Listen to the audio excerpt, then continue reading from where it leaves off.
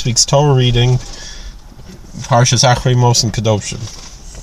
So I remember hearing, it was a recording for children. They said, why is this parsha called Acharei?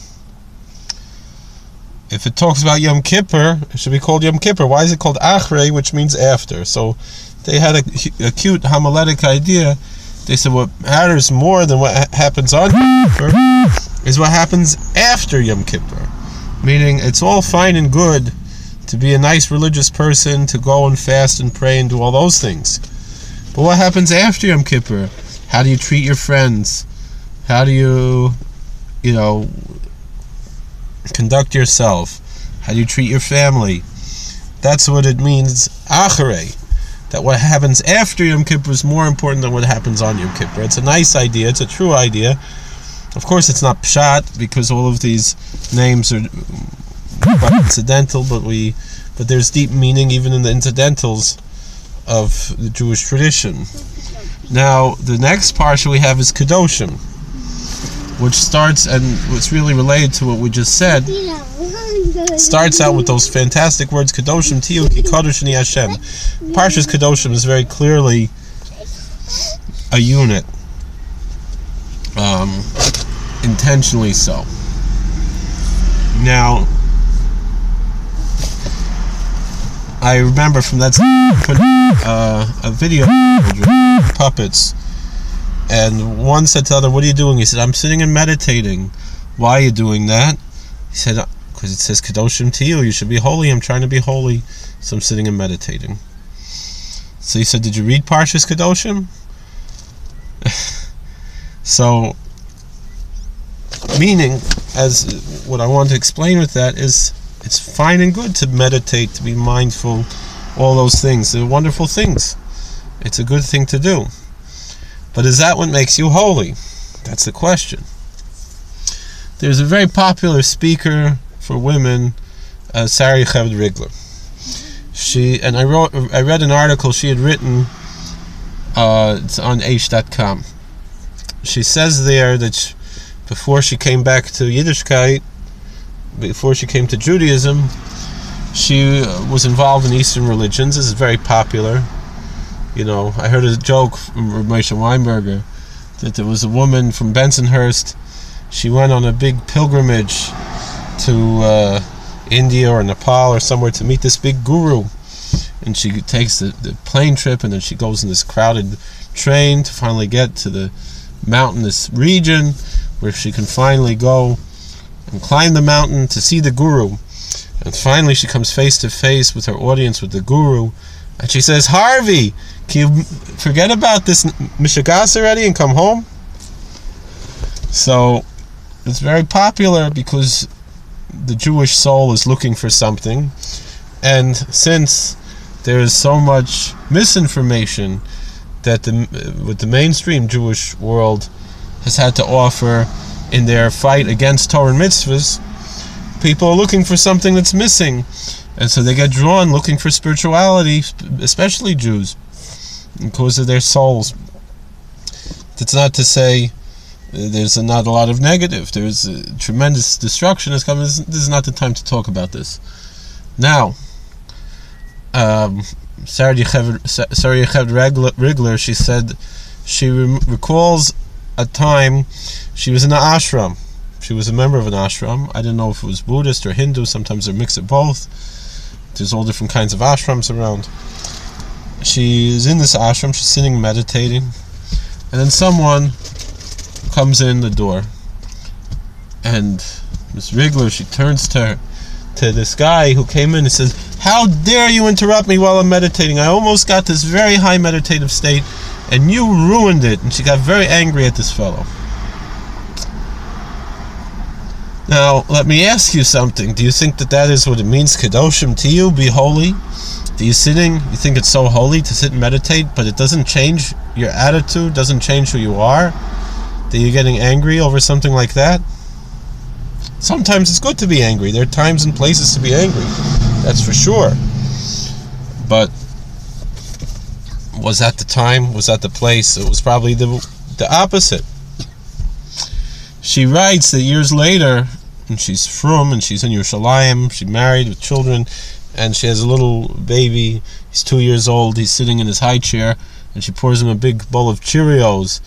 And apparently the Cheerios were a special treat that were sent in from America. You couldn't get, they were American Cheerios. They were different from the cereal you get in Israel, apparently. And it was expensive, and she poured a whole bunch of milk, and she turned away for a second to pick up the phone, and the baby threw the whole bowl of Cheerios on the floor.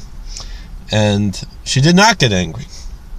And she realized at that moment that this is what means holiness, and that she was in a higher spiritual state when she was picking up those Cheerios from the floor than when she was meditating in Yerushalayim with a Jewish family, her Jewish family, that God granted her a gift, than she was sitting in the ashram meditating. It almost made the ashram worthwhile to learn a lesson like that. Now, but that's the thing. So what does the Torah tell us what's holy? It's all nice and good to be very religious, to meditate, to pray. Of course, a Jew should meditate on holy things, on Torah, on God, on our prayers. Not, I don't know what else other people meditate on. Some people meditate just on nothing, and that's really not our goal, is to just think about nothing. And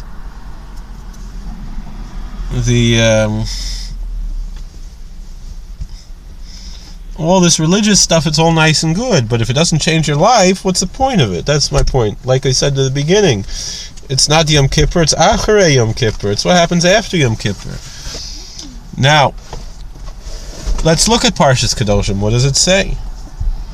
Be holy, for I, the Lord your God, am holy. What does it mean? It says, love thy neighbor as thyself, for I am the Lord your God.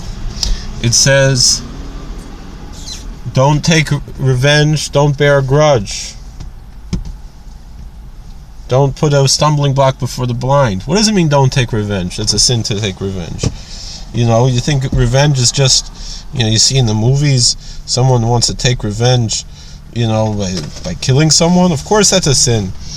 But we don't realize what other things are revenge. Rashi brings, it's from Chazal. What does it mean, revenge? It means revenge if you go to your neighbor and ask to borrow his hammer. He says no. And then the next day he comes to you and says, can I borrow your screwdriver? And you say, no, you didn't lend me the hammer, I'm not lending you the screwdriver. That's already revenge. Can you imagine? And it takes further than that. Don't bear a grudge.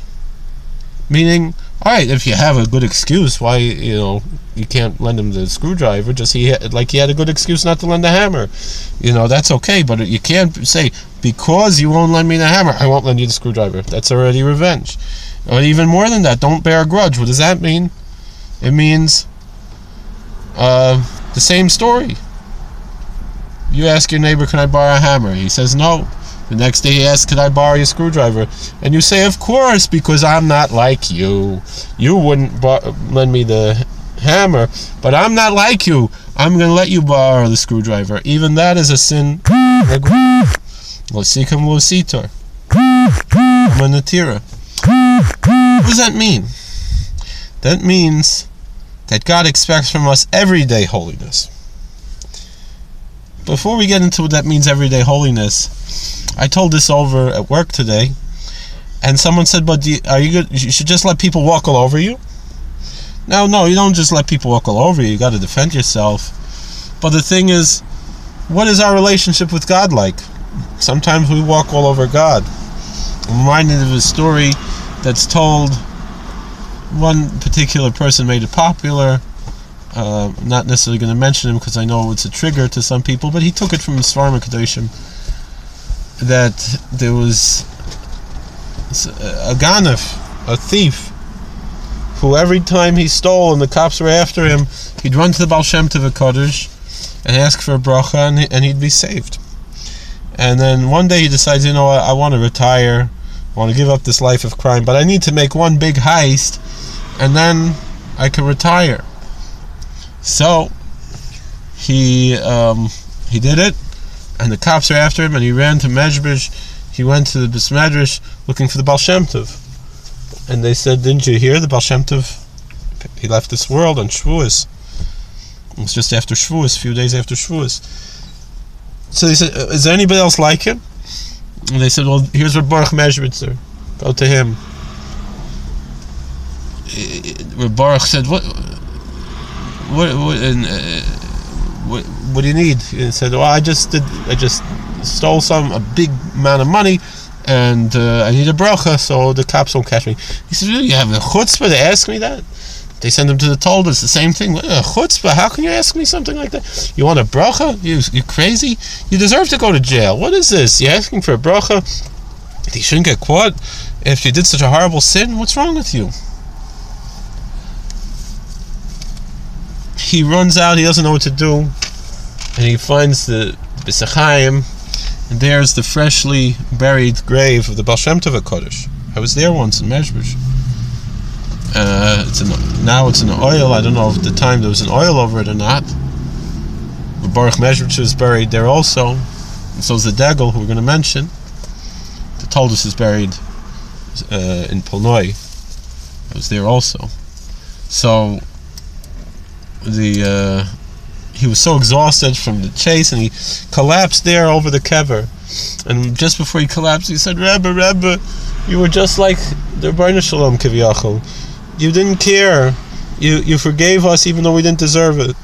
You blessed us even though we didn't deserve it. And he collapsed there, and he had a vision. The Baal Shem Tov HaKadosh came to him, and he said, you don't know what a big commotion you made in heaven to say that I had the patience like God, that even though you're sinning, I still blessed you. And so that's why they gave me permission to come and reveal this to you. I want you to go to my grandson, Degel Machne Ephraim, in Sodlikov, and tell him I'm going to tell you a Dvar Torah, because I learned with him. I have a chavrusa with him, meaning after his passing, he had the chavrusa with his young grandson, the Degel, and he said,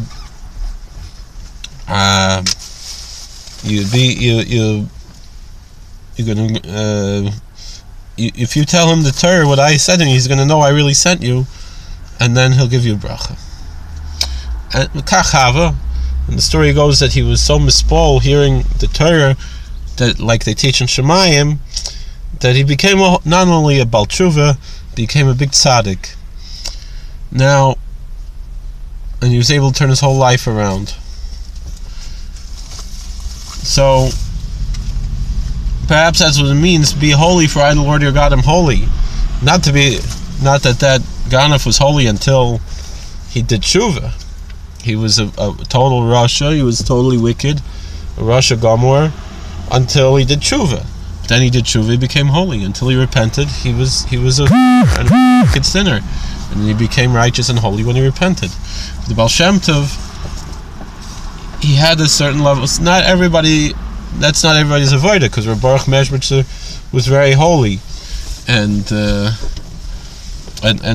Toldus was very holy, and they just had a different derech avodah. Not one is better than the other. Everyone has their own derech. The point, what I'm saying, is that the question is, be holy, because I, the Lord your God, am holy. Does that mean you let people walk all over you? There's a time and a place, and everyone has to understand and have guidance. When is it appropriate? When is it not appropriate? There are different times and different places. Amon Blau, Amon Blau in Yerushalayim, he used to have all kinds of paupers and mentally ill people, all kinds of people in his home for Shabbos meals, every Shabbos. And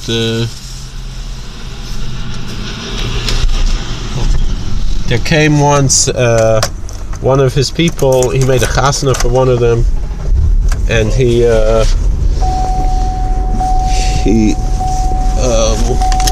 I didn't realize what time it is, although it's kind of early. And one of his regular archim said, why didn't you instead of being so thankful that he always had him as a guest and fed him, and He said, why don't you make a chasna for me? Why don't you find me a shidduch and make me chasna? And you know what? He did it. You know, there's a time and a place. There's a time and a place. Now, what does this mean, this day?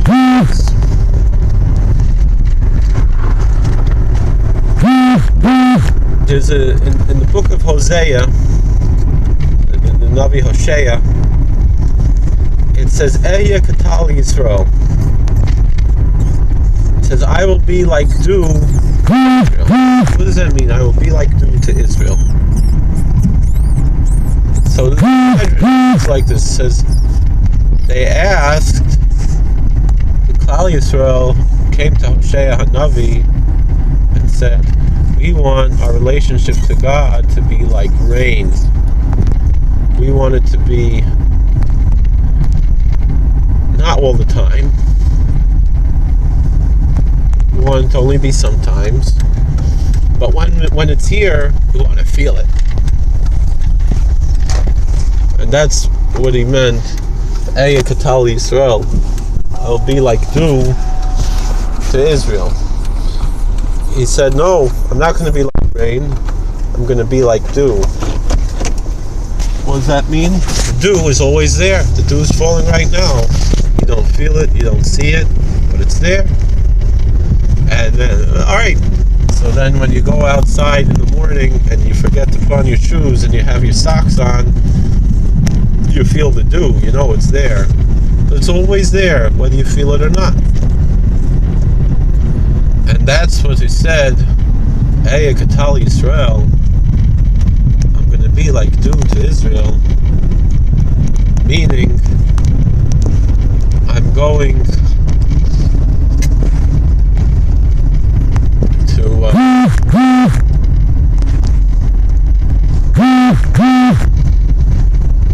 to be only sometimes, not all the time. I'm not going to be only sometimes. I'm going to be all the time, and you're not going to feel it so much. Meaning, some people, they like their religion, you know, very powerful, but not all the time. Meaning, you know, keep it in church, and don't bother me about it until, you know, I don't want to hear about it all the time. But those 2 days a year, when I go to the synagogue, or I go to the church, I go to the mosque, or the temple, or wherever I go, I want it to be powerful, and then I can forget about it for the rest of the year. And through the Navi Hosea, Kadosh Baruch Hu says, no, that's like rain. I'm not going to be like rain. I'm going to be like dew. I'm going to have everyday holiness. Now, sometimes it rains. Sometimes we have a Yom Kippur. But like we said at the beginning of our little discussion here, it's not as important, even though what happens on Yom Kippur is very important. But it shouldn't be what happens on Yom Kippur stays on Yom Kippur. But rather, what's important is what's after Yom Kippur.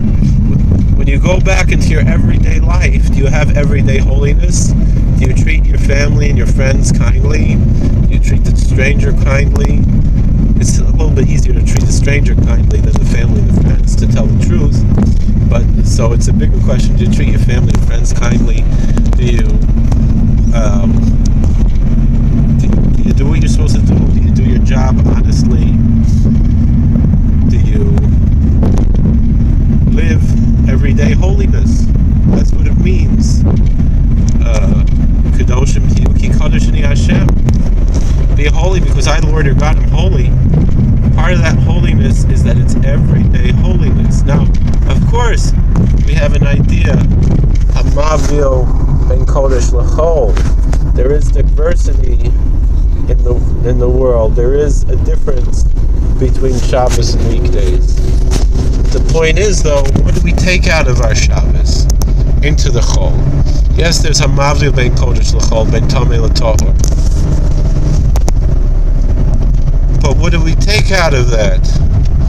Do we bring the Kedusha of Shabbos into the whole week? Right? We say Hayom Yom Chamishi Shabbos. Some say Shabbos Kodesh. Because there's Kedusha that we have to bring into everyday life. And the Kedusha is not saying Kiddush. That's only for Shabbos and Yontif. It's not staying away from Malacha. That's for Shabbos and Yontif. That's not everyday holiness. But the everyday holiness is love your neighbor, don't put a stumbling block before the blind, which, incidentally, of course, it means according to Pshat also. I mean, it goes without saying that there's truth in the simple Pshat. Of course, it means something deeper, as we know, Chazal. And more and other things like that. Do we bring into the same thing? Yes. It's important. We got to daven 3 times a day. Got to put on tefillin and all these things. But then the question is, what happens after you take off your tefillin? What happens when you come home from shul? When you're eating breakfast? Do you have everyday holiness? That's what it means. When you're eating breakfast, when you're eating lunch, when you're at work, when you're at school, whatever you're doing, do you experience that Kedoshim to you? It's not easy. It's a challenge. It's what life is about. But to be cognizant that we have such an obligation is also good. And it's a problem that we're not living up to that. It's also good. And to be cognizant that that's something we have to strive for, that's also good. It's better than not having any standards at all. It's not hypocritical to understand that there's a standard to live up to, even though we don't live up to it, and try to constantly be doing tshuva. And who knows, maybe we'll do tshuva and taka be kadoshim to you, and bring that kedusha not just in Yom Kippur, which is of course important, but also Acharei, after Yom Kippur, and then maybe we could say Acharei Mot Kedoshim Memor. People. Generally people ascribe holiness to people after they've already passed on. That's a famous homily that people give. But maybe we'll actually live up to it and have, after 120 things that we could talk about and that are really true, and we won't be ashamed at our own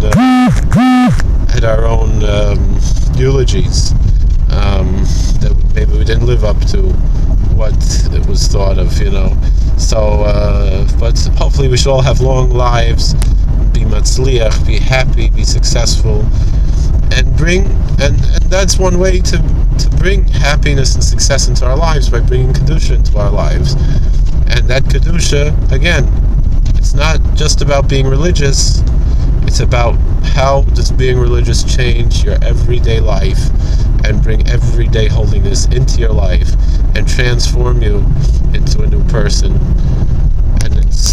And we have to do that all the time, because Kikadar Shani Hashem, we're dealing with an infinite God, and so therefore the possibilities of holiness are also limitless, and so there's always what to grow for, and let's hope we'll always keep on growing.